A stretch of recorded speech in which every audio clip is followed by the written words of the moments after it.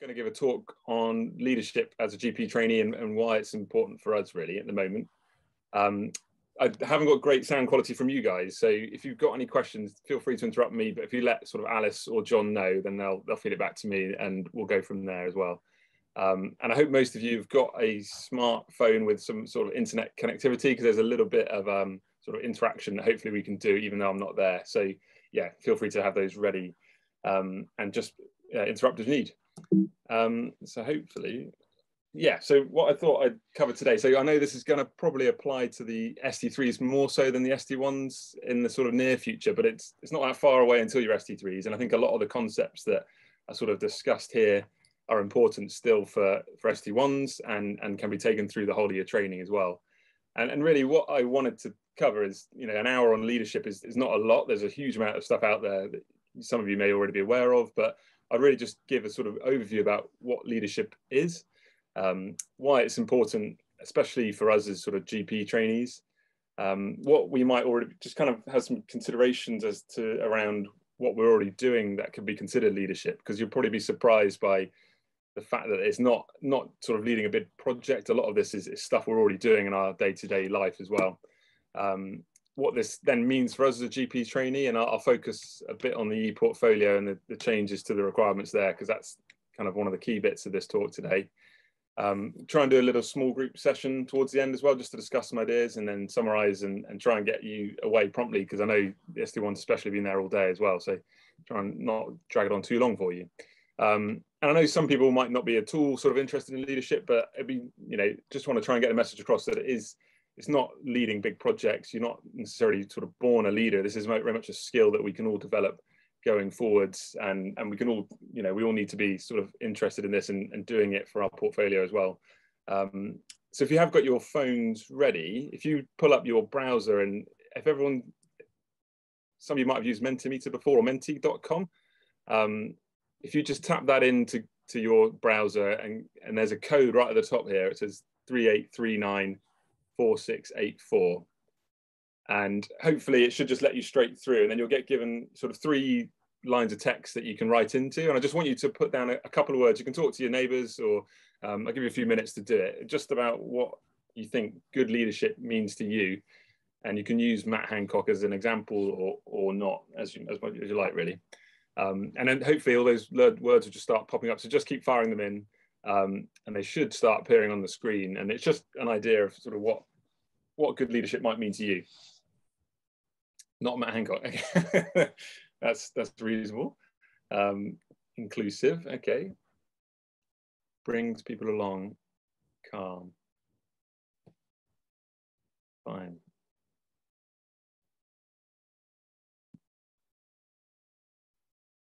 So loads of different kind of words already, really here. Lots of sort of not, you know, things like good listener, things that we probably already do as GP trainees, you'd hope, you know, being approachable, very much listening and learning. So a lot of that is down to consultation skills as well. So that's kind of a sign of leadership there. I keep just seeing not Matt Hancock. That's the thing I keep coming back to. Nobody's written golf, which I've seen someone do before on one of the old ones, but some people, you know, think that good leadership is getting out the door on time and having a good work-life balance as well. Transparent, that's a good one as well. Empathetic. So lots of really positive words there, and not many words actually about sort of people saying being sort of really dictatorial or you know, leading very much from the front, but very much more a sort of cohesive feeling towards how a good leader sort of would behave. So yeah, really good to see. So fine, we'll stop it there. Thanks for sort of doing that. I hope it just sort of gives an idea that leadership's not all about being the prime minister or sort of leading from the front, but it can be a skill that we're all doing. It's a lot softer than that a lot of the time. Sometimes it does have to be that kind of leading from the front, but not always. And we're doing a lot of this stuff already. This is a lot of the stuff we're already good at as GP trainees. So sort of moving on from there, hopefully that slide moves on now, because we have a bit of problems earlier, but leadership itself is really just an action. It's something, it's a skill. It's, you know, the action of leading a group of people or an organization. It's not anything more than that. And it's something that we can all learn and develop and refine. It's not, like I said, it's not something you're born with. it's something that we can all improve upon and use to our advantage going forwards and within our careers as well. And there's loads of theoretical work out there, and I couldn't really touch on all of that today, but there's lots of things about leadership styles and sort of colors, personality types that all feeds into leadership, and lots of theories, other theory as well. But mainly it's the practical components that we're kind of interested in as GPs and how that affects us on the ground and in our day-to-day life. And sort of simple question, this is Will's slide, but he sort of made a good point that if people are already looking to you for answers to questions, then you're probably already being a leader. And I think mostly we'll be doing that every day within our clinical work and probably outside of it as well. So we are already leading within those sort of environments. This model is just another way of thinking of the same sort of thing, really. This is the Health Education England sort of slide talking about what a good leader would look like. And it's essentially saying that there's 9 facets or components that would come together to make a good leader. And this looks at things like leading with care, engaging the team, holding people to account, you know, inspiring shared purpose, and getting all of those components together would lead to good leadership, is what they suggest. So just another way of thinking of the same sort of thing, really. And so next, really, that's kind of a bit about what leadership is, and now it's just thinking about why is it important for us as GPs. And anyone who's done a GP job already, you know, ST1s, ST3s, we're already working with loads more healthcare professionals than we ever were sort of 10 years ago, for certain. We've got social prescribers now, we're dealing with paramedics, mental health care practitioners. You know, if you're a partner especially, you've got a whole team of people that you essentially employ. So you're already having to lead in all of those examples to some extent. And having some sort of idea about what good leadership looks like would be really important to make sure that's more successful. And the RCGP sort of justifies this by saying that good leadership enables better health outcomes, higher quality patient care, better working environments, and, you know, essentially a better place for everyone. So that's why it's important for us as GPs, and that's what the RCGP's kind of official line on that is as well. Another quick mentee meeting now, if that's all right.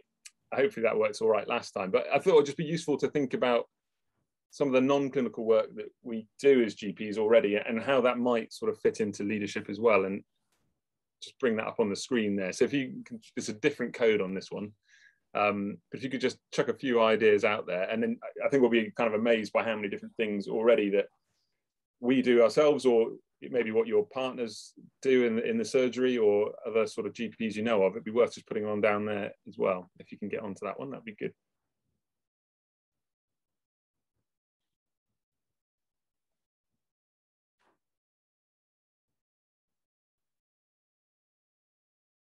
Teaching.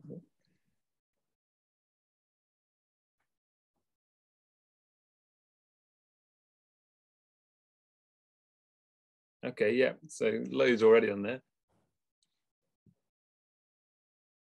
Safeguarding, was that for preschool? Is that right? HR staff management, yeah, we spoke about already, sort of leading a big team, and that's something that we don't really get trained on until we get out the other end, and suddenly you might have to be doing it very quickly.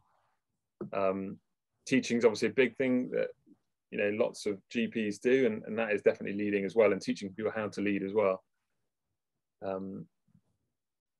Architecture, that's an interesting one. That sort of thinking about the workplace or physical architecture, I'm not sure. Data management, there's a huge amount of work going into that now as well. And I think it's all of this is just, none of this is clinical at all, and this is all what we're expected to be able to do and be good at. Research, obviously, just had a big talk on that as well, and that's leading in a completely different example. Quaff stuff, yeah, important. Getting some money as well. Fine, I should be able to leave it. We'll just leave it there for now, but you can see on there, there's already loads of things that you might not think would be sort of leadership from the offset, but all of them will involve, you know, leading, and you may well find yourself being a clinical lead for cancer or for quaff of some sort when you get into a salary job or beyond, and you know, it's quite quickly you're going to have to pick up some of these skills and try and probably lead a small team within that environment. So sort of thinking about it now as a trainee is probably better than just having it thrust upon you when you're a sort of fully fledged GP. So hopefully that will move on now as well.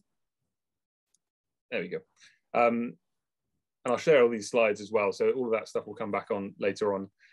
I just thought I'd talk a little bit about what, why I got involved in leadership and training really. And that's where I'm today. So I'm an elite trainee, which stands for Leadership and Educational Extension to Training. So I'm doing an ST4 year, and I've sort of met most of you, and you probably know that already. But within that, we have sort of a monthly teaching session, which often concentrates on a sort of different aspect of leadership, usually. And they've been really good sessions to get involved in. And I never honestly really thought it was for me, a lot of this leadership talk, but actually the more I've done of it, the more I buy into it and see how it can be really useful. And it's taught me a lot about myself, especially things like personality typing and good and bad relationships with patients or other colleagues, and why those things have happened. I think it's really useful to delve into that in a bit more detail, and there's loads more you can do on that. I've also had the opportunity to do the professional and generic skills course at University of Plymouth, which a big component of that is leadership, as well as things like ethics and other sort of things for healthcare professionals. And it's all free, and that's something I'd encourage you to do if you get the time to do it. It's very much worthwhile and a good experience to do that. I helped set up the GP committee, and obviously that was kind of building together a bit of a team and sort of leading from that perspective. And then my other sort of my project that I've been involved in is I'm quite big into sustainability, and one section I've been concentrating on is social prescribing and sort of trying to get people out in nature. So I've essentially got a couple of surgeries together to do a patient walking group, and I've trained up some of the staff there to be walk leaders, and they're going to be doing that soon.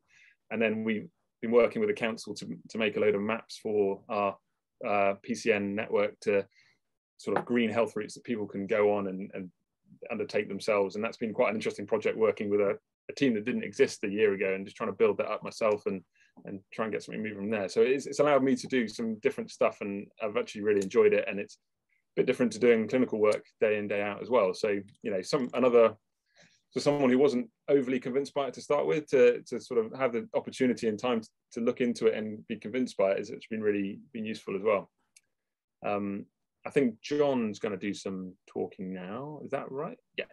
So John had this thrust upon him quite last minute. So yes. Other people's slides. I'll stand here so I can actually see the slides. Tom, before I start, we were talking at the beginning about how this relates to the portfolio, which I know may make me brave, but there are actually some must-dos, aren't there? Thinking about leadership and yeah. No, sorry. You should be able to. Did you hear any of that? Did I hear it? Yeah. Not particularly well, no, sorry. So if I stand and shout at this thing, can you hear it now? Yeah, it's a bit better. So there's stuff we talked about, the log entries relating to leadership and the satisfaction with the questionnaire, which they also need to do as part of their repo. Sorry, I can't really hear you, John. If I do what I do, so there's a leadership log entry, which is the same, isn't it? And I can tell if I get this wrong, because I certainly haven't done a leadership log entry myself, but that's something you're obliged to do. And then also there's a 360, which you're supposed to do, so 360 feedback, and then part of that is being leadership thing. So as Tom said earlier, this is something which we kind of do anyway. Some of us will realise the cognizant that they're doing leadership, other people will just be doing it. But in terms of just being and just remember that this is also part of what is measured and expected.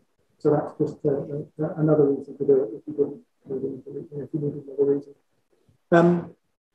So when I first saw these slides about an hour ago, I was wondering where they came from, and I think they look a little bit like the RCGP curriculum wheel, the way they kind of have what it is to be a GP, and then kind of the characteristics of a GP, and then the curriculum around the outside. It sort of have that look about it. But I don't know where Will actually got these. This bit about leadership as story, I think is a little bit about what GPs end up doing and how they relate to leadership. I think it may be specific to Will, who sadly can't be with us this afternoon. So thinking about ways you may end up sort of going directions you may end up travelling as a GP, going into education research, going into personnel management, quality performance, other roles, PPD, really excellent. These all clearly have a leadership element to them. So the next few slides I'm going to show you really just relate to the theory. So people who like theory, who like them, because it's just a little bit of theory to handle this on. And while we're going through that, I'd like you just to consider what kind of a leader for you. Not everybody needs to be Alexander the Great. In fact, it's probably good that everyone is the years ago. But it's quite good to be useful to be a leader in practice, in your daily practice. What kind of a leader are you? Okay, so there will be the person who leads content. There'll be other people leading in other ways, gently moving things on. One of the nice things that Tom can't hear, but I'm going to tell you about him when he was with us at Exeter. He talked about as a bird feeder outside the practice. So he came in, looked at his son's window, there were birds feeding outside the window. Now that's, totally a game changer, the world of that. But a little sort of a bit of an initiative to put something there in the practice, which made the practice a better place for everybody. I think it's very nice. Sometimes going outside the bird. I know. The thing about nature was, all right, next slide. Thank you. So again, these wheels, each one has from it these other sort of more sort of expanding characteristics of that one thing. So personal qualities, this is when you think about yourself. Okay. In terms of self-awareness, are you aware of how people see you as a leader? What they do. And it's absolutely amazing what happens when you start talking to people around the practice, how the things you say to people and how you interact with people are very, very influential of the people in practice. So just, probably get into that. Self-management, looking after yourself. Yeah. Self-development. So I guess that's whether you're interested in leadership particularly or not, whether you're actually developing yourself there, acting with integrity. I hope you will. But, with power and the opportunity to be for us. And I don't think many of us need to think very far to where power and direction are going hand in hand. So, if we move on to the next one. When you work in teams, I think the smaller practice and expertise, one GP, one local GP, and 10 admin staff, and the biggest, well, yeah. So 125, 134, 143 staff, they get big all the time, like rabbits. The 10 GP partners, some 11 GP partners, and an increasing number of fellow GPs as well. And it's interesting, amongst the partners, fellow GPs, some people take the rank of being a leader, leading. Other people don't think they are, but actually are incredibly influential for their own ways of doing that. So, working with teams, encouraging contribution, so how you get other people in the practice to contribute to the good of the practice. And one of the important things for me personally is creating a sense of psychological safety. So if you've got a practice where people are talking to each other and have an openness, then you encourage contribution. And that means the whole practice moves forward. Building and maintaining relationships, thinking again, developing networks. So I guess that's the taking that stage further and thinking about the wider community.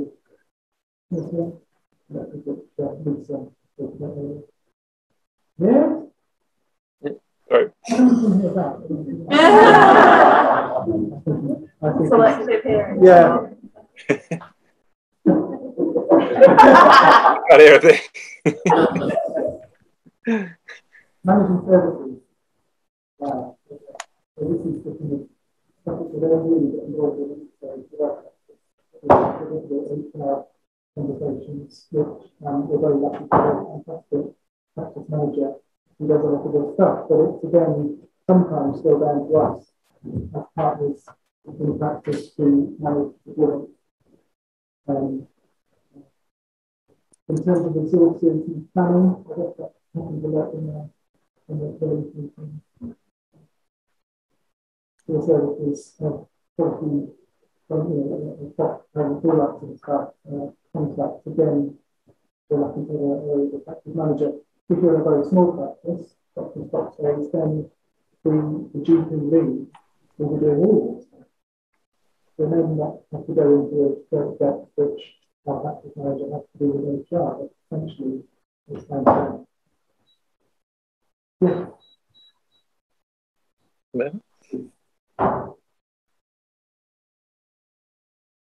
Don't know what to say about that. I know what's a kitchen. It's what we do, isn't it? So we try and offer a good service. We have certain drivers.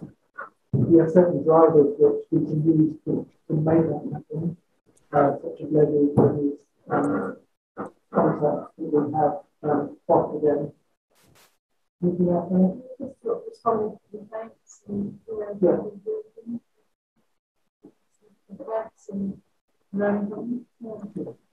Again, that's entirely other sort of mechanism for that, and in other practices it will be very different. As a GP in the practice, that's something that we're going to be involved in. Okay. Next one, please. Setting direction. So I just think this is something which we're probably not terrible at sometimes. We have a kind of plan. The one thing I think, and I don't think it comes up here, is actually bringing people with you. And I think that's something which actually is very, very important. So you can be very strategic as an organisation and you sort of know where you're going. If people don't know where you're going, then that's difficult for them to appreciate that they're maybe sort of really good for some work on. So setting direction is obviously very important. Bringing people with you, which I don't think is mentioned there. I think it's one of the fundamental qualities of leadership, which actually without, you can set as many directions as you like, but you may go off and go different directions anyway. Is there another one? Oh, is this one?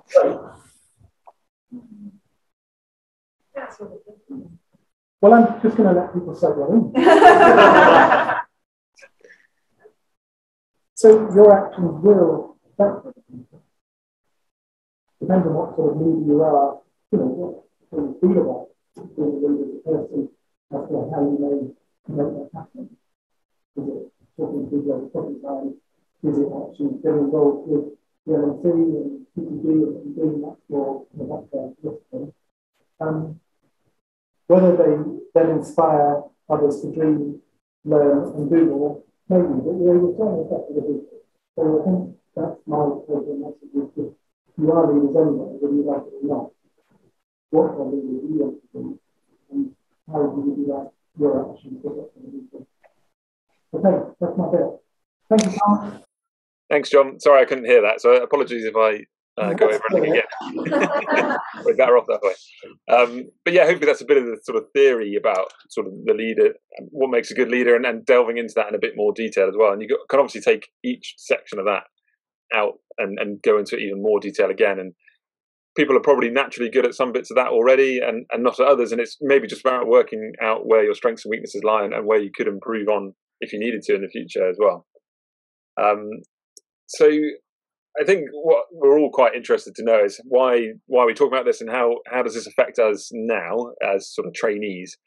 I think a lot of this has come out of sort of examples where things have not been led well in the past. So things like the mid-staffs inquiry led to a big shift to sort of pushing more funding into leadership early on and trying to get better leadership from clinicians rather than from sort of managers necessarily, but also from the sort of healthcare professionals who are there on the ground as well. So that has made its way into the curriculum now, really, and that's why we're seeing a lot more of this coming through and why it's become sort of on the e-portfolio, which I'll touch on in a minute. But it's also led to a load of opportunities for us and changes in the training as well. So it's probably led, a shift from audit work to quality improvement work, because that is more of a leadership role rather than just doing the audit that people used to do of old. It's actually now encouraging people to take ownership of a project and leading that rather than just, plugging in numbers. We're all working within teams in hospitals and as GPs, and that's opportunities to be leaders in that environment. And I, encourage you all to reflect on those examples if you can when you have time as well. It's led to the development of things like scholar roles in the committee as well, and a lot of money's gone into the NHS Leadership Academy, which again is sort of free to access for all of us, and is well worth a look at if you want to look at these theoretical parts in more detail, or sort of take it on one step further. After training, which is where we're going to be probably more in the leader role, I guess, is I'd argue that being even a locum or a salary doctor shows a huge amount of leadership from, leadership of self and managing yourself, your work-life balance, and taking that on one step further. If you go into a partnership, obviously that's a different kettle of fish altogether. And as sort of Will's slide shows, that brings a lot of other things to think about all the time, where you have to show leadership skills. There's the New to Practice Fellowship, which for ST3s especially, that's something worth thinking about. If you're in a substantive role, you're now given time essentially to think about this sort of thing, and doing some leadership work in that would be completely appropriate and would be a really worthwhile use of time, I think. And hopefully that scheme will be running for the ST1s coming through at the other end as well. And then there's other sort of programs like the Next Gen GP, which is essentially a series of TED Talks that are run by healthcare professionals or people with leadership experience for GPs, that are often run in the evenings, and you can sign yourself up to these and you have some really good opportunity to sort of talk to people who've done some very interesting stuff. So I put a link at the end about that as well. It's worthwhile taking a look at if you're ever interested in it. If that's not done enough to really sort of entice you, then the RCGP is now mandated that essentially we have to do it. So it's in our e-portfolio. So I thought I'd spend the next sort of few minutes just touching on what those requirements are and sort of how to get through that and get you thinking about it earlier rather than later. I know it's quite early for the ST1s, and a lot of these requirements are for ST3s at the moment, but like I said, it's not that far away, and thinking about it soon is not going to do any harm at all. So if you haven't seen it already, I was going to do a show of hands. I don't know if anybody has done a leadership, management or professionalism log yet. Anyone put their hand up if they have? I'm imagining, how many is that? 4 or 5? Not many. I can't actually count, so from that sort of from this distance, but it's something that we might think about doing later on in the portfolio, but I'd probably encourage you to start thinking about it sooner, because it's probably not as much work as you think, but it will take a bit of time to sort of find the right kind of log to use that for, and then I'll also come on to the multi-source feedback as well. But we'll start off with what the log looks like. So it looks quite similar to all the other logs we've done, except it's slightly more sort of tailored to what your role within an activity was. So this isn't necessarily saying what project have you done this year. This is what you have done as a leadership, in a leadership role or a management role or professionalism role, but mostly we'll be concentrating on leadership. So what you were doing in that activity, how you approached it, how you demonstrated working with others, and how effective you thought you were, and then the usual kind of reflection at the bottom there. So it's relatively similar to the other sort of logs, but I feel like it's quite hard sometimes to think about what that activity might be. So the RCGP have been quite sort of useful and given us some examples about what you could use for leadership activity. So like, again, I'm going to share these slides, but if you're having sort of trouble thinking about how you might demonstrate this, or you don't feel like you're a natural leader or have natural leadership qualities, I think all of us could say we've done something like this in the past, or could easily sort of do that. So chairing a meeting or giving a presentation, that's probably something that we may well do within our ST3 year anyway. Just being a fresh pair of eyes on a process. So if there's something going wrong at the practice that we're not we notice. It's worth having those discussions with some higher sort of partners within the practice and talking about that. That would be a sort of demonstration of leadership. Obviously, projects could be quality improvement or well-being projects. Looking at protocols and sort of revamping those would be a good demonstration of leadership, or even simply kind of redesigning things like the website. So it can be sort of a variety of different things you could use to show that you're using your leadership activity. It doesn't have to be a big project or completely new protocol. It can be sort of revamping of things and looking at it a different perspective. And drawing upon some of the things that were mentioned about the non-clinical work as well. Some of that would easily be leadership work as well.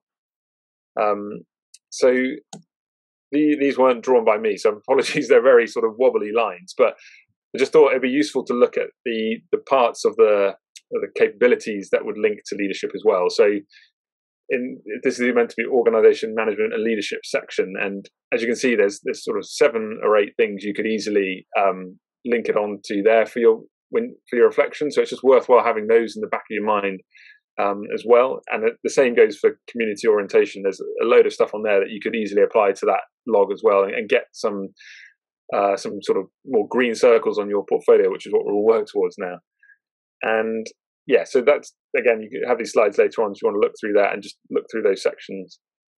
The other side of this is there's now going to be a multi-source feedback as well to do, which is a little bit more in depth than it may have been. And again, I sort of encourage you to think about it relatively early on. So has anybody done this at all yet, or not? Has anyone put their hand up? Oh, just Hannah's done it, and you've just finished. So, I mean, it's essentially asking 5 clinicians to rate your leadership experience. And actually, I've got the questions on the next slide here. So it's a little bit more in depth than just the normal multi-source feedback, which was much more about how are you as working with you. Essentially, this is sort of drilling down into that in a little bit more detail. And interestingly, it's not about a specific project. It's about day-to-day work. So sort of organizational skills, willingness to take on responsibility, being responsible and acting well under pressure, working well within teams, improving patient care, and then highlights and anywhere you could sort of improve those areas as well. So it's going to take a bit more time for people to fill that out, and they're probably going to need to know you relatively well before they will fill it out. But I wouldn't leave it until sort of 2 weeks before ARCP deadline, just because it does take a little bit more involved, especially if you're in a small practice where you might not have lots of clinicians to ask. You might need to think slightly laterally about who else you could ask to sort of fill that in for you. So that's just another sort of carrot, I suppose, from the RCGP to get you thinking about leadership. Although it's quite important, I think, anyway. We've got to do a log on it now, especially in your ST3 year, and you've got to do this multi-source feedback as well. So hopefully today, it sort of brought that to your attention and made you start thinking about it a little bit more detail.